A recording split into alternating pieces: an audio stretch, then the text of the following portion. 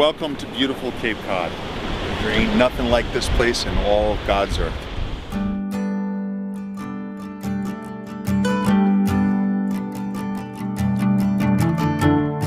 So we're here on the beach in Truro, part of Cape Cod, and this place is just full of history, and for a treasure hunter like me, I can't get enough.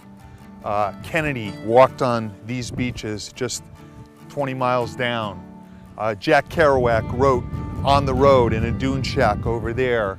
Eugene O'Neill set up the first plays of the 20th century that got critical review. On this very beach, within 20 miles, maybe 500 boats shipwrecked, including whaling vessels, fishing vessels, and most interesting is pirate vessels. Right on this beach is where the Whydah, Sam Bellamy's pirate boat, sunk, and it was found, and it had $300 million worth of gold.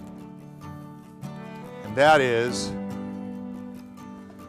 this is a cannonball, heavily encrusted, and this is the type of thing that you'd find on the beaches of Cape Cod. Now I'm going to tell you honestly, we put this here, and this is from a Spanish fleet that was sunk in 1715, but it's this exact type of artifact that you'd find right here on the beach in Cape Cod.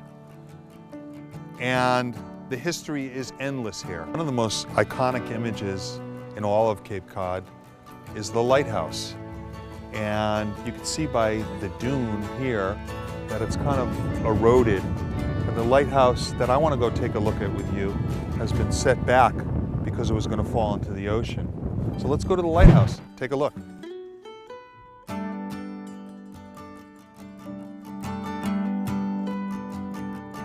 I'm here at the Highland Light in Truro, Massachusetts, and I'm here with the president, Dan.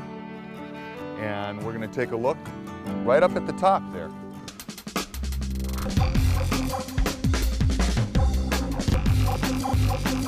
So we're up here at the top of the lighthouse, and it's a spectacular view.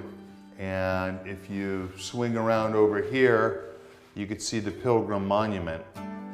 It's just stunning. And you can see the water, you can see the beautiful landscape.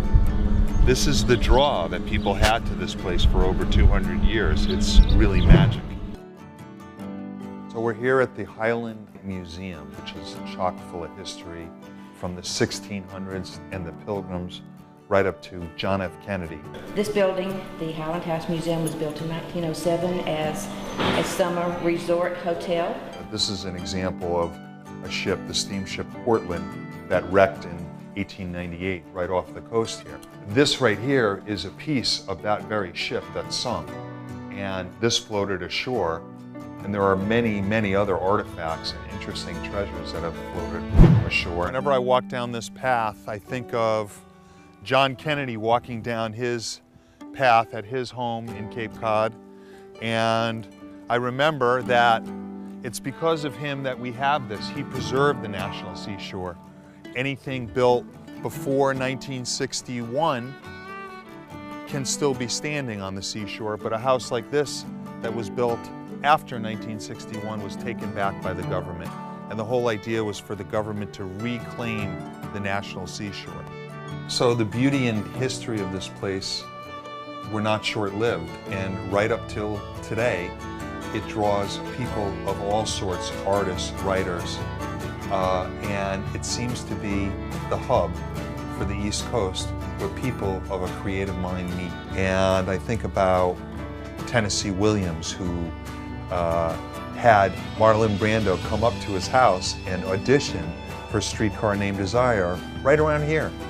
And then you start talking about people like this guy, Eugene O'Neill, who wrote The Hairy Ape and Anna Christine, not a couple miles from here, and started the Provincetown Playhouse. Here's a letter that I have in inventory of Jack Kerouac, and it's a great letter because it talks about On the Road and Dharma Bums and all about writing, and it kind of makes me think of this place because he wrote On the Road here. I love to talk about the culture of Cape Cod and how wonderful it is, and everything that I've said really doesn't do justice to this incredibly magnificent place.